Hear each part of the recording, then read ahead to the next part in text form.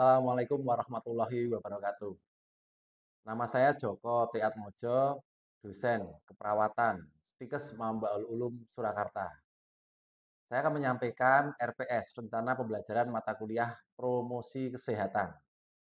Pada mata kuliah ini, JPMK-nya adalah mahasiswa mampu menguasai konsep, prinsip, dan teknik promosi kesehatan. Mampu melaksanakan promosi kesehatan untuk meningkatkan pola hidup sehat klien dan menurunkan angka kesakitan.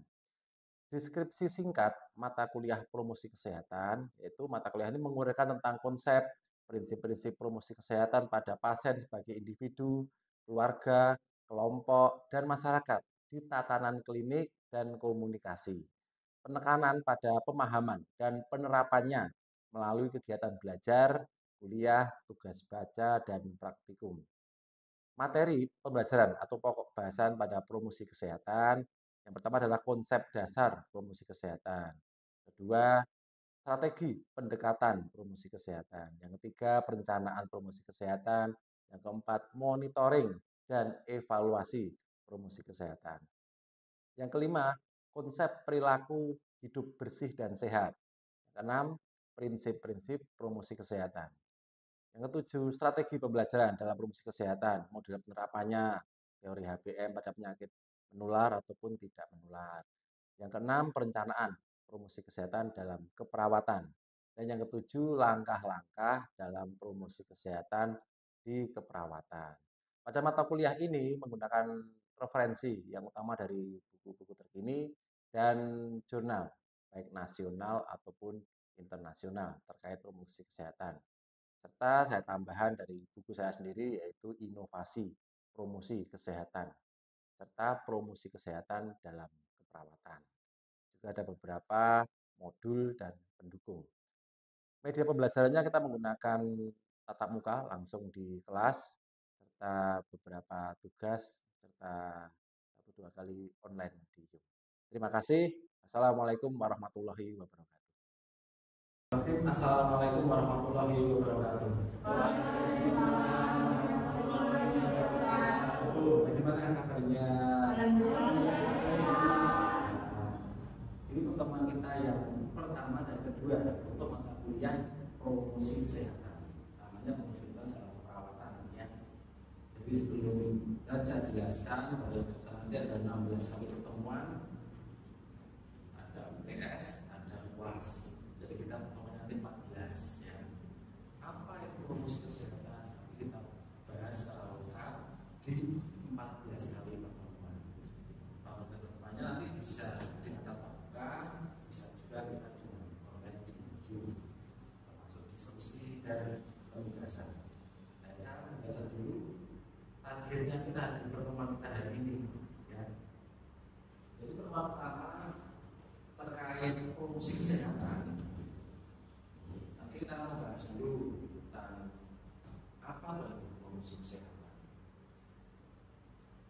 Jadi lihat PR-nya di pertemuan pertama kedua, dan kita nanti kontrak dulu, kemudian menjelaskan pengertian promosi kesehatan, upaya promosi kesehatan, kemudian area tindakannya, pengertian upaya area yang termasuk membangun kebijakan publik, menciptakan lingkungan kesehatan dan pemberdayaan. Di promosi kesehatan itu utamanya adalah pemberdayaannya. Kemudian nanti di akhir materi saya akan berikan materinya sekaligus nanti untuk bahan pembelajaran berikutnya di pertemuan 2, 3, dan seterusnya. Topik mata kuliah pada hari ini nanti terbatas dulu sesuai di tujuan kita, yaitu konsep dasar di promosi kesehatan. Terkait promkes, saya bersama tim juga membuat buku tentang inovasi promosi kesehatan dalam perawatan. Ini buku baru yang diterbitkan dari awal tahun ini. Jadi nanti bisa dipakai untuk tambahan pegangan, tambahan literatur bagi kita semua.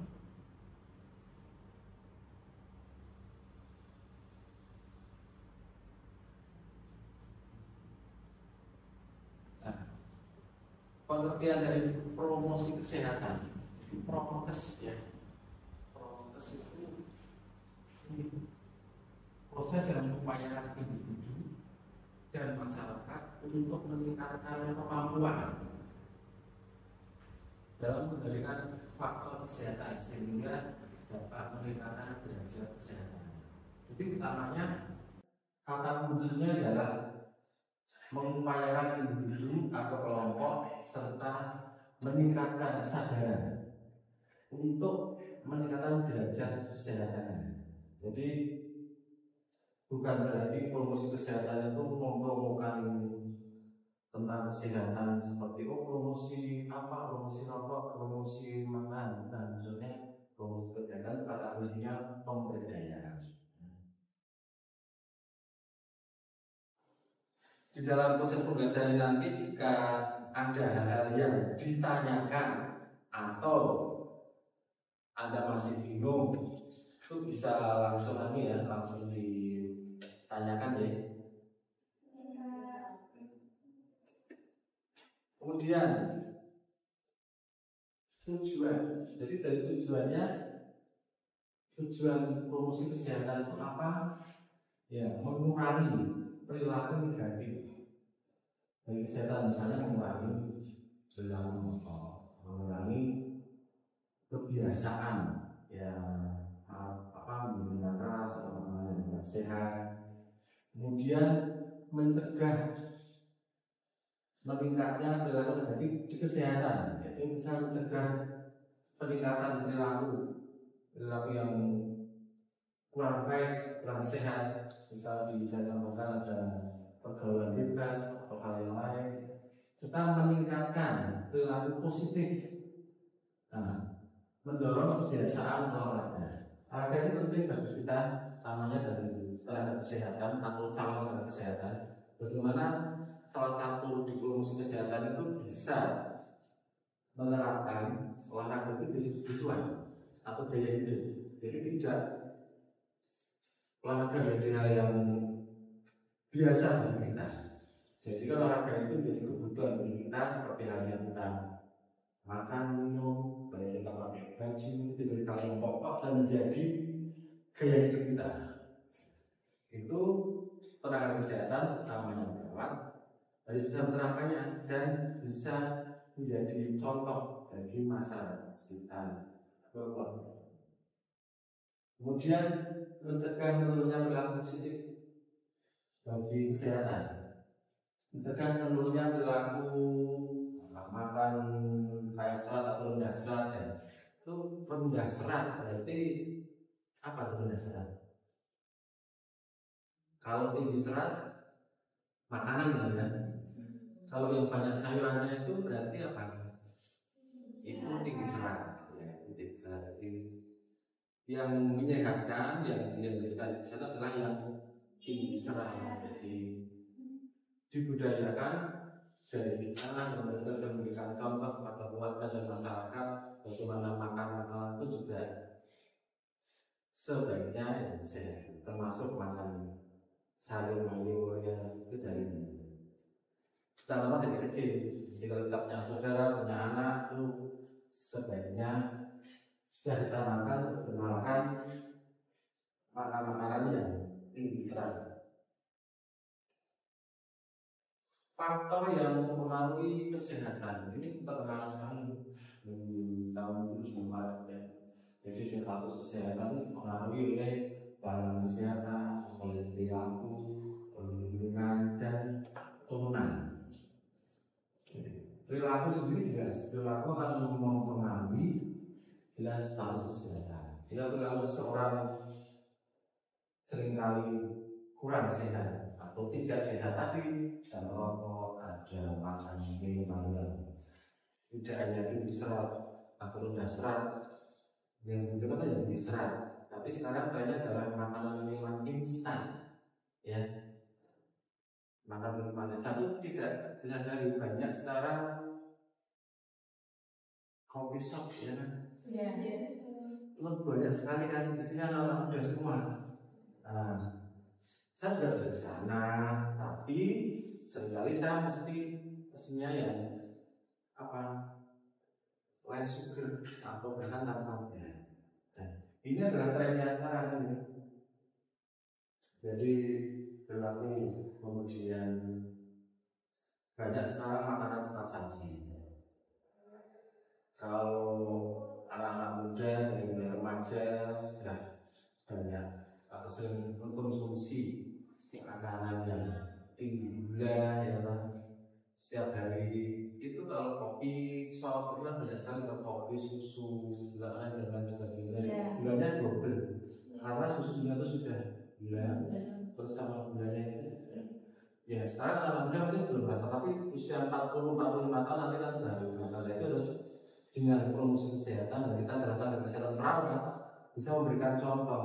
Jadi boleh, tapi diimbangi dengan aktivitas fisik, diimbangi dengan olahraga, atau dibatasi gulanya dalam tidak setiap hari. Kalau setiap hari ya aktivitas fisiknya, olahraganya juga harus kuat. Itu adalah yang kemudian ada pula yang lingkungan fisik, sosial, ekonomi, budaya itu juga sangat berpengaruh pada status kesehatan. Ada beberapa yang lingkungan fisiknya, lingkungan fisik di perumahan ataupun di konsep yang sosial ekonomi yang kurang, itu pasti berpengaruh pada status kesehatan. Jadi kebersihannya kurang, bagaimana kebutuhan airnya, ya, air bersihnya, bagaimana air CK-nya, itu juga sangat berpengaruh. Serta pelayanan kesehatan juga berpengaruh besar pada status kesehatan. Pelayanan kesehatan yang baik, ya, pelayanan kesehatan dasar atau primer dan lanjutan itu juga sangat berpengaruh. Di suatu daerah yang terpencil sulit mengakses pelayanan kesehatan yang mesti bisa tertolong dengan layanan kesehatan, tapi agak jauh atau terlalu tidak sampai ke layanan kesehatan juga menjadikan status kesehatannya juga berkurang. Misalkan kalau di tempat yang banyak fasilitas kesehatan, banyak check up-nya, hipertensi bisa sering check up dari puskesmas, dari praktekan lebih mudah bisa dikontrol. Tapi kalau udah akses kesehatannya jauh itu juga kurang. Tapi alhamdulillah kita di tempat kita, khususnya di Jawa, di Solo, karena kesehatan bisa diakses dan dekat. Serta keturunan itu memang ya salah satu yang mengalami status kesehatan. Keturunan penyakit apa saja yang bisa diturunkan? Diabetes mellitus, apalagi asma, TBC yang menurun, asma menurun terus, apalagi gagal ginjal. Yang paling ngaruh adalah hipertensi, kemudian ya bukan berarti seseorang yang ayahnya itu sudah hipertensi, anaknya hipertensi, ya tergantung. Makanya pentingnya kita mempelajari promosi kesehatan, utama dalam perawatan, itu adalah untuk menurunkan atau mencegah resiko supaya keturunannya itu tidak mudah atau dapat mencegah tidak menjadi lagi hipertensi ataupun asam urat ataupun dengan menjaga pola hidup sehat. Pola hidup sehat tentunya salah satunya tadi makanan, minuman, ya, terus menjadikan olahraga itu menjadi kebutuhan bagi kita, jadi gaya hidup. Jadi tidak sedino olahraga itu rasanya kurang, dan olahraganya itu disesuaikan dengan kemampuan kita masing-masing, sesuaikan dengan kemampuan individu dan tempatnya. Jelas sampai di sini? Jelas, Pak. Tanya Pak, sampai di sini.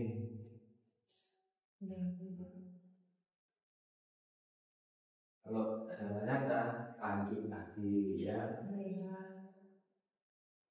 Promosi kesehatan berdasarkan aspek pelayanan kesehatan. Ada promotif, ada preventif, ada kuratif, dan ada rehab. Ya, jadi 4 kata kunci. Jadi promotif ya, tentunya kita memberikan edukasi, memberikan kesehatan.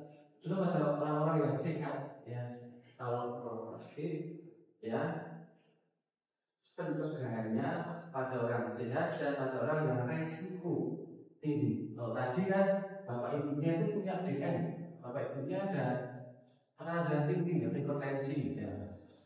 Keturunannya punya resiko atau punya potensi lebih tinggi dibandingkan bapak ibunya yang tidak mempunyai DM atau hipertensi. Itu terjadi hipertensi dan DM. Itu bisa. Maksudnya nanti kita bisa memberikan edukasi supaya menjaga pola hidup sehat itu sejak sedini mungkin. Saya misalkan orang tua saya hipertensi punya, tapi harus dibatasi makanannya juga harus mengurangi apa? Ya, dia kan kemudian olahraga, tidur malam banget, ya kan, tidak merokok dan tidak mabuk seperti itu. Kemudian kuratif ya salah satu aspek pilihan kesehatan dalam prokes untuk mengobati orang yang sakit. Kemudian ada rehabilitatifnya, yaitu merehab pasien yang berjasa sembuh. Ini dihafalkan ya, promotif, kuratif, kuratif, dan rehabilitatif. Ada pertanyaan sampai sini apakah yang belum paham? Belum paham. Ya, nah, siapa namanya? Belum ada. Oke. Kalau gimana kita lanjutkan?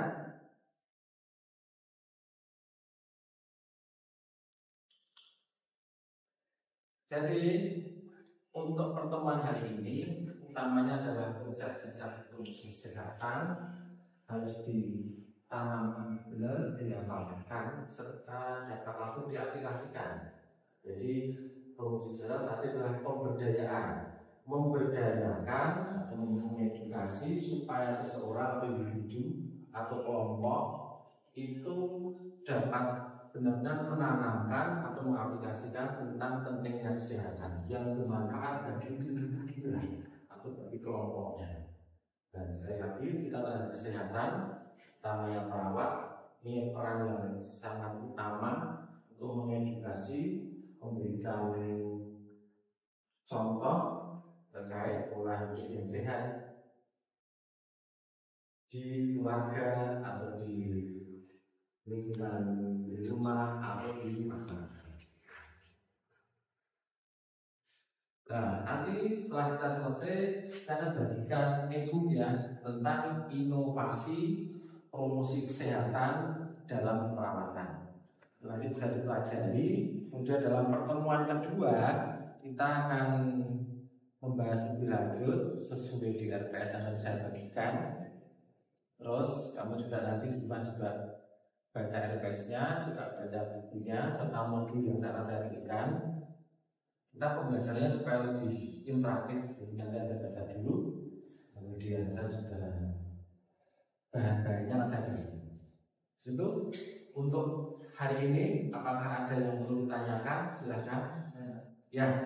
Bagaimana cara menentukan niat untuk melakukan promosi kesehatan? Oke, terima kasih Mas Nadine. Bagus sekali pertanyaannya. Bagaimana cara menentukan niat untuk promosi kesehatan? Nah, apakah ada teman-temannya yang ingin menambahkan atau menjawab? Bagaimana caranya menentukan niat? Penting sekali kata kuncinya niat. Jadi cara menentukannya bagaimana? Sama halnya seperti orang yang mau berhenti merokok itu faktor utamanya harus niat dulu. Jadi diawali dari keyakinan dulu pentingnya kesehatan bagi kita dari individu ataupun keluarga atau lingkungan. Setelah kita sadar pentingnya kesehatan, nanti akan menumbuhkan rasa ingin hidup sehat, rasa menerapkan materi-materi promosi kesehatan di kehidupan sehari-hari untuk menjaga supaya kesehatan itu ada di kita, supaya kita, keluarga, teman-teman itu sehat. Jadi itu salah satu paling mudah dan mendasar bagaimana menumbuhkan niat untuk berperilaku hidup sehat. Jika masih ada lagi, kita bisa melihat orang-orang yang kurang sehat. Kita setiap rutin praktek di rumah sakit nih. Ya. Nah, pasti kan melihat orang yang sakit. Ya, Pak. Dengan melihat orang-orang yang sakit, itu kan menjadikan kita tuh pengen tidak sakit. Jangan sampai kita sakit seperti itu. Itu juga dengan melihat kekurangan orang yang sakit itu juga bisa memicu atau menumbuhkan kita utamanya untuk melakukan atau menerapkan perilaku hidup sehat supaya kita sehat dan bisa mengedukasi teman-teman, saudara, keluarga juga menerapkan pola hidup yang sehat supaya terhindar dari penyakit. Bagaimana, Mas? Oke, terima kasih Mas. Ada lagi teman-teman? Ya. Aspek pelayanan kesehatan berdasarkan kasus itu bagaimana ya? Oke, Mbak Zuli, terima kasih pertanyaannya. Ini kan tadi ada 3 aspek yang empat aspek ya, promotif, preventif, kuratif, dan rehabilitatif. Seperti apa sih contohnya? Ada yang kuratif itu, ada yang orang sakit, kalau yang ada orang sehat kan jelas tadi coba kita masih tadi. Kemudian yang preventif itu yang tadi yang berisiko, ya kan, yang sehat dan yang berisiko untuk jadi sakit. Kalau yang kuratif yang sudah sakit, kalau yang rehab yang setelah rehabilitasi itu harus menjadi sakit. Kuratif sendiri berarti kan orang yang sudah sakit itu cukup hati, kemudian juga diberikan pengetahuan supaya motivasi sehatnya itu muncul dengan kuat, supaya misalkan mana tadi sakitnya itu ada atau akibat perilaku yang kurang sehat sebelumnya, dengan dia sakit diobati sekaligus juga diberikan tentang pendidikan kesehatan untuk menumbuhkan kesadaran supaya pada saat sakit itu benar-benar dia mau mengikuti terapinya, mau mengikuti pengobatannya supaya nanti bisa sembuh dan itu tidak mengulangi jika tadi sebelumnya itu melakukan atau pola hidupnya itu kurang sehat. Misalnya tadi ada yang merokok, ada yang dietnya ada tekan, tidak mematuhi aturan dietnya, apalagi untuk penyakit-penyakit yang tidak bisa disembuhkan. Misalnya tadi dia harus minum obat terus, atau hipertensi minum obat terus, itu kan saat ini sakit diobati sembuh, tapi setelah sembuh direhab terus besok rela lagi karena mengulangi lagi perilaku hidupnya. Harusnya diabetes mellitus kan mengurangi gula, ya kan, dia tetap makan banyak dan kontrol olahraga, akhirnya mudah bangun. Jadi bagaimana kita sebagai perawat juga harus bisa menerapkan konsep dan aplikasi dari rumus kesehatan itu pada saat di kuratifnya, di pengobatannya. Itu Mbak Juli? Jelas? Ada teman-teman yang menambahkan? Sudah? Oke. Dari pertemuan hari ini sudah jelas semua? Sudah, Pak. Oke. Jika sudah, kita telah mengakhiri. Nanti saya akan bagikan NPS-nya, modul, kemudian bahan yang saya pakai. Sekaligus saya berikan ekstra 1 buku inovasi rumus kesehatan dalam perawatan. Itu buku baru dari SBN kami yang editornya adalah Profesor Islamudi, dan isinya bagus. Nanti bisa kita pakai bahan untuk pembelajaran di mata kuliah ini. Di samping ada modul yang lain, ya. Itu ya, terima kasih. Sampai kita ketemu minggu depan. Jangan lupa jaga kesehatan. Terapkan mulai dari sekarang, mulai dari sehatnya. Kesehatan kalau mau kuliah baca dulu ya materi dari saya, modulnya dibaca, RPS-nya dibaca, dan nanti kita bisa lebih interaktif, bisa lebih materinya dibahas. Oke, terima kasih, semangat belajar. Assalamualaikum warahmatullahi wabarakatuh. Waalaikumsalam.